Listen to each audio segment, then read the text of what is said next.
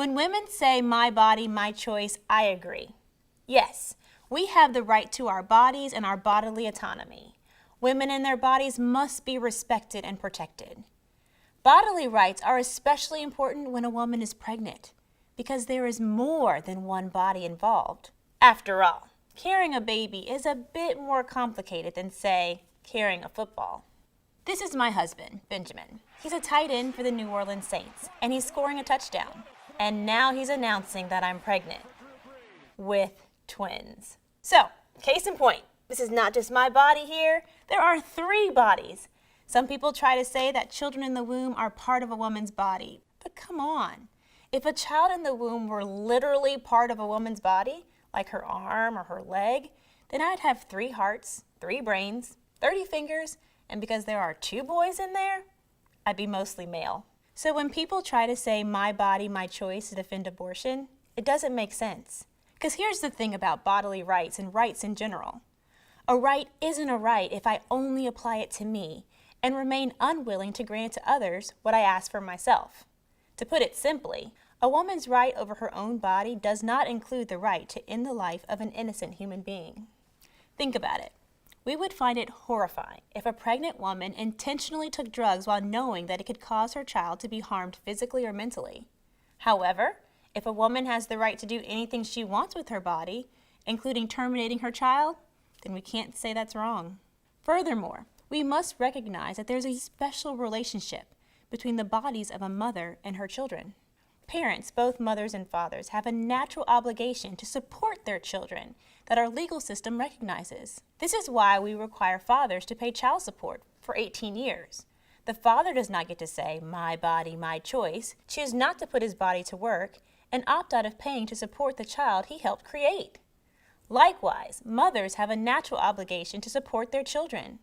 Both parents are responsible to feed, house, care for, and otherwise not neglect their children. If they cannot care for a child, a mother or father is not allowed to end the child's life. They must make an adoption plan or abide by safe haven or baby Moses laws and leave the child at a hospital, police station, or fire station. Since parents have a natural and legal responsibility to meet the basic needs of their children after birth, it follows that they have the same duty before birth. But when women say, my body, my choice regarding abortion, think about the message it sends to men. It's her body, her choice, so I don't need to take responsibility of manhood, marriage, or fatherhood. It's her body, her choice, so it's her problem. If a man uses a woman for nothing other than sex, gets her pregnant, and she has an abortion, he can shrug it off as a woman's issue. My body, my choice is not an argument for women's bodily rights if it results in a woman being neglected rather than respected and protected. It's backwards to say that preborn children do not have a right to life because they're completely dependent on the mother's body. An infant once born is still completely dependent on the bodies of others for survival. But no one thinks an infant lacks the right to life. The weakness and dependence of children is the reason to give them more care and support, not less. Dependency does not eliminate humanity. In fact, dependency enriches humanity. Benjamin and I and our 7 children are all dependent on each other, on our community, and on God. Let's have a community in which bodily rights and bodily autonomy means we respect, protect, and support one another, including the weakest among us. Do we really know when life begins? Some people think that it is a complete mystery, and therefore abortion should be allowed. They reason that a fetus is not a person, or is somehow not a real human being, or is just a potential life while in the mother's womb. But there are 2 problems with this kind of reasoning. First, even if it were true that we did not know when life had begun in the womb, that would be an argument against abortion. Imagine you go hunting with a friend, and the 2 of you become separated. You see some rustling in the bushes ahead, but you don't know if it's a deer or your friend. Would you shoot? That would be criminally reckless if you did, because there's a chance that behind that bush is a human life. In the same way, if there is a possibility that there is a human life in the womb, it would be reckless to kill that life. But that's where we find the second flaw in this reasoning. It's not merely possible that a human life has begun in the womb. It is a scientific certainty that life begins at fertilization. At the moment a sperm fuses with an egg, known as fertilization or conception, a new unique human being that is genetically distinct from both parents comes into existence. Gender, ethnicity, hair color, eye color, and countless other traits are determined at that moment. This genetic blueprint remains the same for his or her entire life.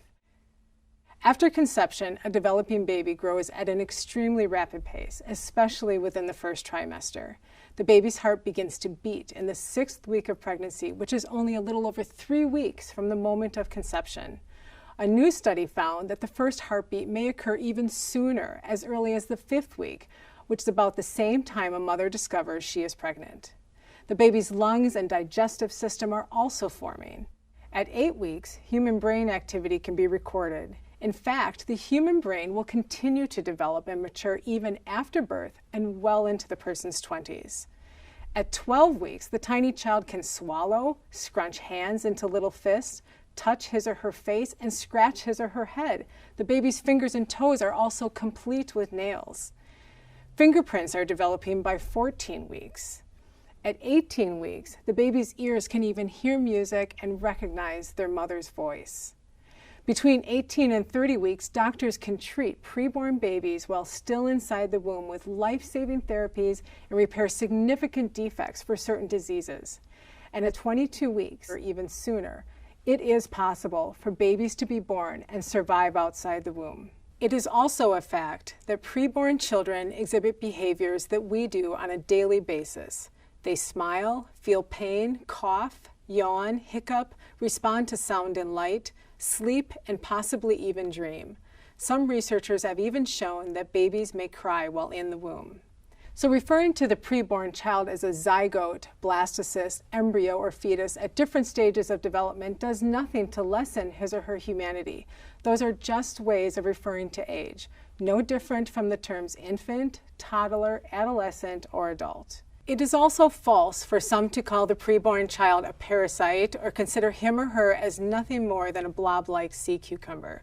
First, parasites are different in species from their host, and if a fetus were a parasite, then the mother's immune system would attack it. Instead, the mother's body undergoes dramatic changes to specifically provide nourishment and nutrients to her child. Even pro-choice atheist philosopher Peter Singer admits that there is no doubt that from the first moments of its existence, an embryo conceived from human sperm and egg is a human being. And there are thousands of biology and embryology textbooks, modern DNA studies, medical dictionaries, science professors, and medical researchers that all confirm that life begins at fertilization. And every mother, like me, that has experienced pregnancy knows that with every kick and movement the baby makes, life is blooming for the child growing inside. So when does life begin? It is a scientific certainty that human life begins at the moment of conception. Therefore, every abortion kills an innocent human being. To suggest otherwise is to ignore the scientific facts and miss the miracle of life. If we make abortion illegal, won't women have dangerous back alley abortions? I used to think that legal abortion was necessary to protect women from the dangers of illegal abortions. I not only thought that abortion was necessary, I also believed it was a woman's right. In fact, I used to perform first trimester suction abortions and second trimester dismemberment abortions, and I was a medical director for Planned Parenthood for about 2 years. I also had my own abortion. I came to realize that the whole idea of keeping abortion legal to protect women's safety was a lie. With every abortion, I was harming a woman and killing a child. There's no such thing as a safe abortion. One person is killed, and the other is at risk for serious complications, including death. Historically speaking, legalizing abortion did not make it less deadly for women. From the 1940s to the 1970s, deaths of women due to abortion rapidly declined because of better medicine and increased use of antibiotics, not because abortion was made legal. The widespread belief that tens of thousands of women were dying from illegal abortions was a lie, propagated mainly by 2 individuals. Their names were Larry Lader and Bernard Nathanson, co-founders of NARAL, the National Abortion Rights Action League. Like me, Bernard Nathanson eventually converted from abortionist to pro-life advocate. He admitted, "When we spoke of deaths due to illegal abortion, it was always 5,000 to 10,000 per year. I confess I knew the figures were totally false." In 1960, over a decade before the Supreme Court decision Roe v. Wade legalized abortion in all 50 states, the medical director for Planned Parenthood at the time, Mary Calderon, made this statement: "Abortion is no longer a dangerous procedure. In 1957, there were only 260 deaths in the whole country attributed to abortions of any kind. 90% of all illegal abortions are presently being done by physicians. In 1972, the year before Roe v. Wade, 39 women died from illegal abortion and 24 women died from legal abortion. In 1973, the year of Roe v. Wade, 19 women died from illegal abortion and 25 women died from legal abortion. So in the year that abortion was nationally legalized, more women died from legal abortion than illegal abortion. The truth is that whether it is legal or illegal, abortion poses long-term physical and emotional harm for women, including an increased risk of suicide, future infertility, pregnancy loss, and damage to internal organs. Women still die from legal abortion today. Tanya Reeves and Cree Irwin are two women who recently died from legal abortions at Planned Parenthood. Despite legalized abortion, the United States maternal mortality rate is higher than that of nations with more restrictive abortion laws. The United States has a maternal mortality rate of about 14 deaths per 100,000 live births. But in Poland, for example, where abortion is illegal except in rare cases, the maternal mortality rate is only 3 deaths per 100,000 live births. Or Malta, where abortion is illegal for any reason, the maternal mortality rate is only 9 deaths per 100,000 live births. After Roe v. Wade, the number of abortions in the United States skyrocketed. As of today, over 60 million children have been legally killed by abortion. The reality is, legalizing abortion has not made abortion safer. It has only led to the deaths of more children and has harmed more women. This doesn't need to continue, however. If we truly care about the safety of women and their children, then we should make abortion illegal. Some people say that abortion is permissible because a preborn child or fetus is not a person. So let's ask the question, what is a person? In everyday conversation, we use the terms person and human being to mean the same thing. I'm a person, you're a person, your parents are persons. Children, yours or somebody else's, are persons. Your dog might have a lot of personality, but your dog is not a person. Your car or computer, definitely not persons. But the terms human being and person do belong to different categories. Human being is mainly a biological term, whereas person is mainly a moral term, referring to an individual's value or rights. Now, it's simply a scientific fact that preborn children are human beings. Every prenatal human being is an individual member of the species Homo sapiens. From the moment when the sperm fertilizes the egg, the preborn child has his or her own unique genetic identity. The question then arises, do all human beings deserve basic human rights? Are all human beings persons?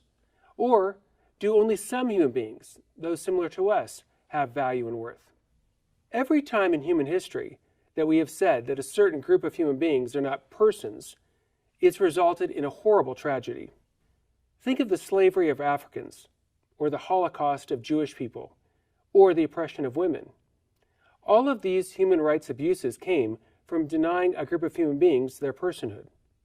So, let's look at the differences between persons like you and me and prenatal human beings. We can easily remember all these differences by the acronym SLED: size, level of development, environment, and dependency. First, size. Some abortion advocates will say that prenatal human beings are not persons because they're so small. about the size of a dot on a page and less than a couple inches long in the first trimester. But obviously, size is irrelevant for an individual's value. Each one of us is tiny in comparison to a huge boulder, but we are much more valuable. Is a newborn baby less valuable than a huge football player? If you were zapped with a shrinking ray that made you 2 inches tall, would you no longer be a person? What about level of development? Some say that persons must have developed a certain level of rationality or capability of thought. Fetuses are not persons, they say, because they lack rationality, and so it's okay to abort them. If this were true, we would have to deny personhood to infants, since they can't mentally outperform animals like dogs or cats. Indeed, many full-grown adults have severe mental handicaps, but we do not hold their lack of rationality as grounds for mistreating them. Others might say that persons must have developed the ability to suffer. If fetuses are not able to suffer, then it's okay to abort them. Well, is it okay for an adult to be killed painlessly while they sleep? No, of course not. That would be murder. Moreover, rats have the ability to suffer, but no one thinks that rats are persons with equal rights to us. What about environment?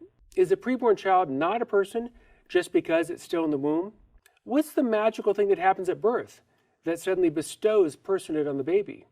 It's hard to believe that killing immediately before birth is morally fine, but killing immediately after birth is morally monstrous. For this reason, some defenders of abortion also defend killing babies after birth. They defend infanticide. Lastly, dependency. Some say personhood happens at viability, when the fetus can live independently from the woman's body. But a newborn infant is also completely dependent on adults to survive. Moreover, ever-changing technology causes the line of viability to move closer and closer to conception. So dependency is arbitrary as well.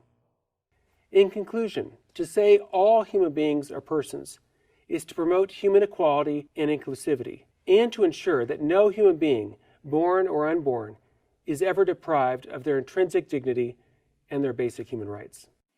Any woman who's been raped has suffered a horrific violence and injustice. She needs help, healing, and the support of her community. The rapist should be held accountable to the fullest extent of the law, and in many cases, our laws must be improved to more fully protect women and girls from their attackers. This is a very personal topic for me because my own mother was a victim of rape, and she chose life, my life. When someone says that children conceived in rape should be aborted, they're talking about me. My mother saw that my life was not worth any less than anyone else's simply because of the way that I was conceived, and that I shouldn't be put to death for the crimes of my father. Abortion does nothing to give the woman the healing that she needs and deserves. Abortion doesn't erase the rape or undo the violence that the woman has suffered. Instead, abortion subjects this woman, and now her child, to yet another act of violence that also cannot be erased or undone. As many rape survivors have poignantly testified, abortion is actually an obstacle to healing after rape. Abortion adds trauma to trauma, and it creates yet another innocent victim. It's never fair to punish an innocent child with what amounts to the death penalty because her father committed a heinous crime. Under our current laws, we do not even give rapists the death penalty. So to put the child to death is to give rapists more rights than we give innocent preborn children. Listen to the testimony of Jennifer Christie, who was brutally raped on a business trip. She became pregnant, but she rejected abortion for her son. I was told that if you just abort, everything will be okay and you'll forget. If you just abort, then you can move on. There's no forgetting. No woman is ever going to forget what happened to her. I've been told so many times that if you just had an abortion, you won't always have this reminder hanging over your head, this reminder. Is my son a reminder? He absolutely is. My son is a reminder every day that as women, we can rise above our circumstances. My son is a reminder that love is always stronger than hate, and that who we are as human beings is not determined by how we were conceived. After Ashley Segrist was raped, she had an abortion. Today, she speaks of the horror she experienced. And I could never, ever deal with my rape because I was so focused on what I had done to choose abortion. And that's what people don't understand. Like, we tell rape victims, oh yes, have an abortion, so that way you can go on and we can deal with the rape. But the abortion just makes the rape 1,000 times worse, because now you have these two horrible events that you have to deal with. Abortion is not the loving course of action for a woman seeking healing after sexual assault. We as a community need to hold rapists accountable to the fullest extent of the law and give love and support to both the woman and her child. It is often said that abortion is sometimes medically necessary to protect the life or the health of the mother. This is simply not true. As a neonatologist, I am regularly consulted to advise mothers with high-risk pregnancies, and I routinely care for their babies. I have also personally gone through 2 very difficult pregnancies, each requiring hospitalization. So I have great empathy and respect for all women who are pregnant, especially those with difficult or high-risk pregnancies. What women deserve to know, however, is that even in the most high-risk pregnancies, there is no medical reason why the life of the child must be directly and intentionally ended with an abortion procedure. In situations where the mother's life is truly in jeopardy, her pregnancy must end and the baby must be delivered. These situations occur in cases of mothers who develop dangerously high blood pressure, have decompensating heart disease, life-threatening diabetes, cancer, or a number of other very serious medical conditions. Some babies do need to be delivered before they are able to survive outside of the womb, which occurs around 22 to 24 weeks of life. These situations are considered a preterm delivery and not an abortion. These babies deserve to be treated with respect and compassion, and parents should be given the opportunity to honor their child's life. The fact that every year thousands of abortion procedures are done on babies that are the same gestational age as many of the babies I routinely care for is something that very deeply and profoundly disturbs me as a physician. These babies move, breathe, can cry, hear, and feel pain. The second trimester dilation and evacuation procedure, or D&E, involves dismembering the baby by tearing off his or her arms and legs and crushing their bodies and skulls even while they are still alive. The third trimester induction procedure involves delivering a lethal injection with a large needle into the baby's heart or head. There are also serious safety concerns related to late-term abortions. If a woman's life is imminently in danger, a preterm delivery is a much safer option. An emergency C-section can be completed in less than an hour, while an abortion after 24 weeks, when the most common life-threatening complications occur, takes 2 to 3 days to complete due to the necessary dilation process, in essence delaying treatment and significantly increasing the risk of death and serious disability to the mother. In addition to early delivery as a means of protecting the mother, there are also times when it may be necessary to give a pregnant mother medical treatments which may tragically result in the loss of the baby. However, it is important to understand that these treatments are not abortions. For example, if a pregnant mother has cancer and chooses to undergo chemotherapy, that treatment may result in a miscarriage. However, the treatment given is very different than abortion, as the purpose of the chemotherapy is not to kill the child.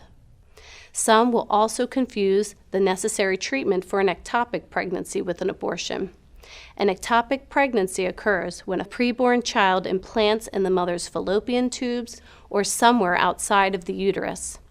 When a preborn child implants outside of the uterus, it is a hostile environment for the baby in which it cannot survive. And sadly, removing the baby from the fallopian tube or abdominal cavity is necessary, as an ectopic pregnancy will inevitably end in a miscarriage and may threaten the mother's life. These situations are devastating. However, they are not considered abortions. Abortion unnecessarily ends the lives of children and may also result in serious medical and psychological risks to women. Physicians have an ethical duty to deliver expert care for both patients, the mother and the child. A mother's life is always of paramount importance, but abortion is never medically necessary to protect her life or health. Hi, my name is Karen, and I have Down syndrome. It is not a disease, it is not contagious, and you can't catch it from anyone. It's okay. I know I am different than you. I look differently. I talk differently. I walk differently. And I don't hear as well as most of you do. And I don't see as well either. And sometimes it takes me longer to learn things. Now, another thing that is different about me is that I can probably swim much longer and much farther than many of you watching this video. You may be faster than me at the start, but I will outlast you on time and distance any day of the week. You should know I have some pretty big open water swims on my resume, like a relay across the English Channel and a 9-mile non-stop solo swim straight across the width of Lake Tahoe. Oh, I also like to tell people that I am the first person with Down syndrome to escape from Alcatraz.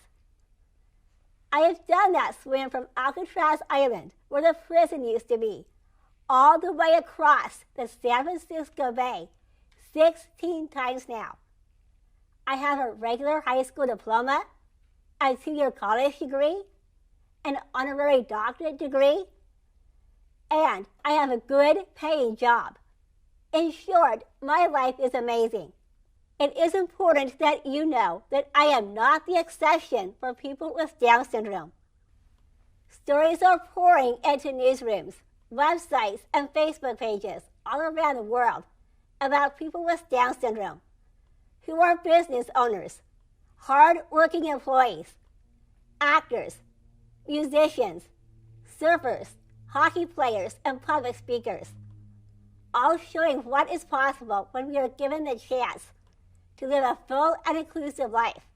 You know, 50 years ago, people like me didn't even have a place in the classroom. But then humanity showed up, and all that began to change. That's why you see what you're seeing today. Yes, that's right, a full and inclusive life. Our lives are worth living. And yet, there are those who have come to believe that conditions such as Down syndrome are not compatible with life.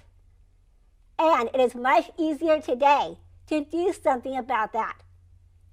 Tragically, humanity has taken a back seat, and millions of people just like me are killed before we can take our first breath. Ending the life of an unborn child who will have a disability is wrong.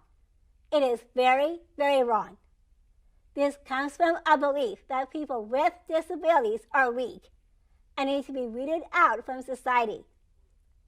This view is unjust, tragic, and deserving of international outrage. It has no place in the world that stands for basic human rights. It is a human rights violation to kill someone who is 25 years old and has a special condition or disability. And it should also be considered a human rights violation to kill someone for these same conditions when she is a child, a baby, or an unborn child. Instead of ending the lives of people who are different from us, let's celebrate their lives and their rights to live up to their own unique full potential, celebrating the things that make us unique individuals, even the difficult things. That's humanity at work. Let's embrace those dads and moms who are choosing life from the babies who may be born with disabilities. And let's band together to focus on improving those lives, not preventing them. It is devastating when any parent learns that their preborn son or daughter has a serious medical condition which will cause the child to have certain challenges in life or even impact his or her ability to survive. As a neonatologist, I personally care for many patients whose parents were given this tragic news. Sadly, many parents are told in these situations that abortion is their only option or their best option. But abortion is not the only option when a preborn child is diagnosed with a serious or lethal medical condition. It is important to understand that unfortunately, some babies are misdiagnosed in utero or have medical conditions whose long-term outcomes are unclear at the moment of diagnosis.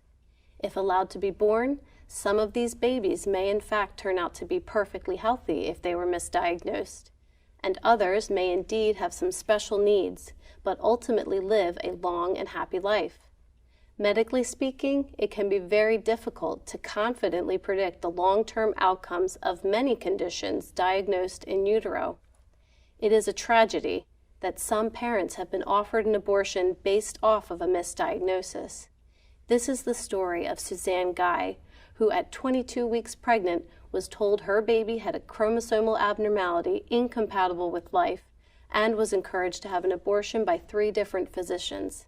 Suzanne refused, delivered her daughter at 26 weeks, and now her daughter Rachel is 21 years old. It is a tragedy that Rachel might not have been here today if her mother had made a decision based on a misdiagnosis. In the case of a baby who is accurately diagnosed with a lethal condition while still in the womb, it is important to understand that these are still human beings whose lives deserve to be treated with the highest level of respect and compassion, regardless of their medical condition. Some will argue that children with lethal diagnoses should be aborted in order to prevent them from experiencing suffering. However, this is neither medically supported nor honest. Current medical science confirms that babies as young as 20 weeks are capable of experiencing pain. In a dilation and evacuation or a D&E abortion, babies are intentionally dismembered, many while still alive, having their arms and legs pulled off and their bodies and skulls crushed before being extracted from the womb. In a 3rd trimester induction procedure, a baby is given a lethal injection with a large needle to the head or to the heart.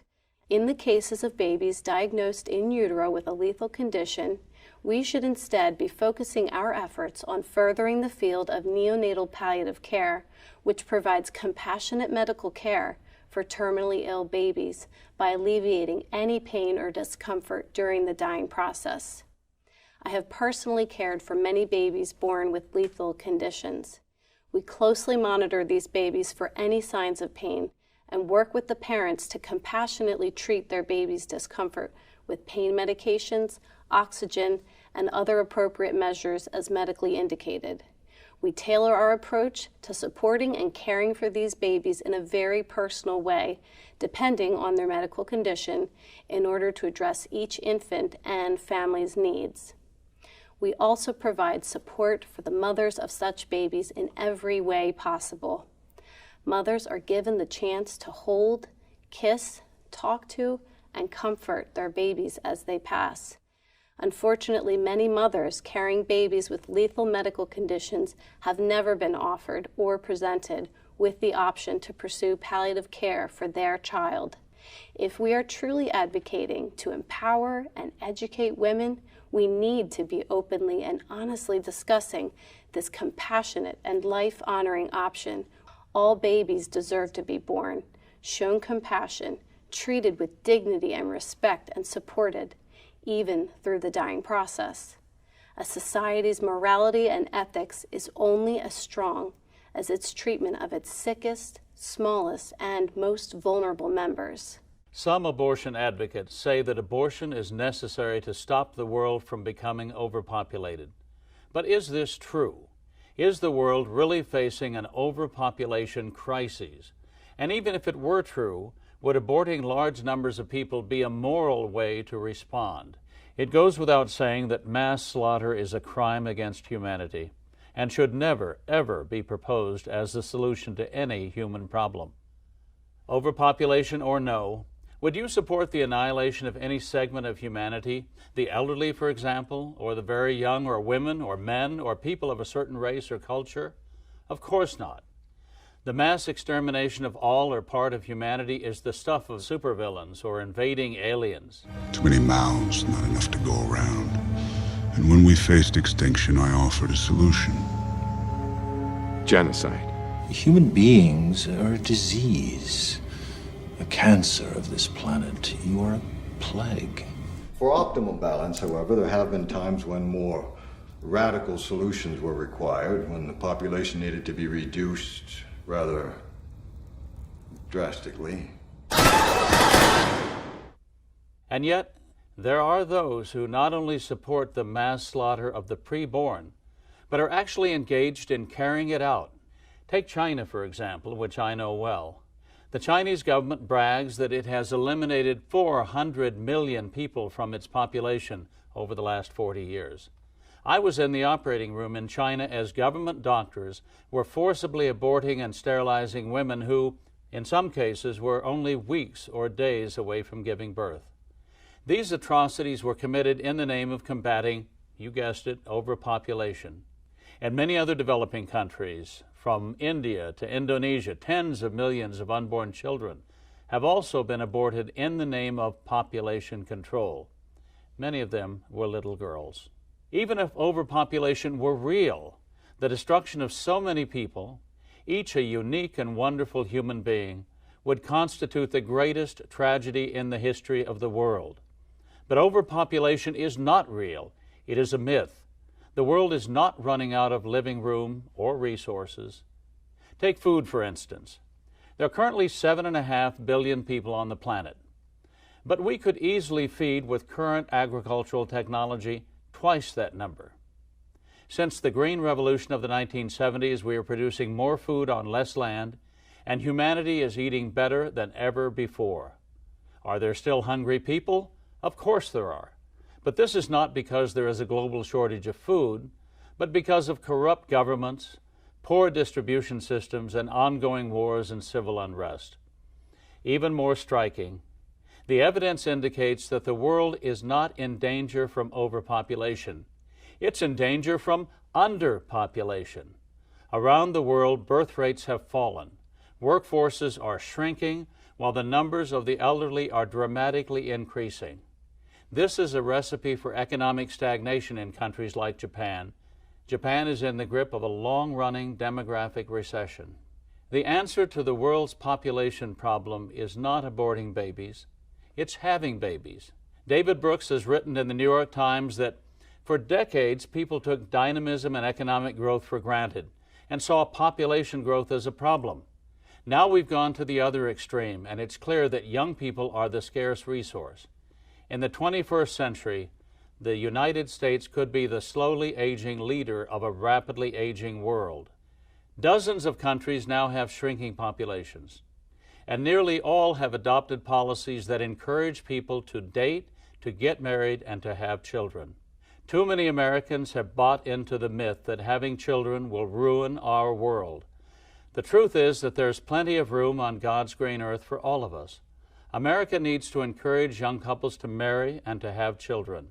Children are the only future a nation has, the only future a family has. They are the ultimate resource. Overpopulation is not only a myth, it is a myth that kills. And it kills both people and economies. In the world of the 21st century, we need more babies, not fewer. And that means ending abortion. Have you ever heard, I'm pro-life, but I don't want to impose my beliefs on others? Or I'm personally opposed to abortion, but I just can't take away somebody else's choice to have one. The reality is, if we acknowledge that abortion takes the life of a human being, then we should be opposed to all abortions. Every innocent human being has a right to not be killed, and that's why we can't just be personally pro-life. Those who are personally pro-life, in an effort to be fair towards other people's views, are actually putting forth a view that's very unfair. Under this view, their own preborn children have human life and human rights, but other people's children may not. If a person is going to be personally pro-life and grant their own preborn children the right to life, then shouldn't they grant that right to every other preborn child? A person would never say that they only personally oppose child abuse. They'd never say, well, I would never abuse a child myself, but I can't take away a parent's right to abuse their own kids. It wouldn't make any sense. But if the preborn are human beings, then abortion is the ultimate form of child abuse. Or imagine if somebody said, I'm personally against slavery, but I wouldn't stop anybody else from owning slaves.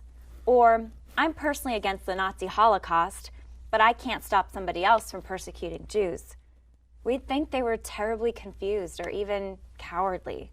The right to life is the #1 right that we the people have promised to protect, along with liberty and the pursuit of happiness.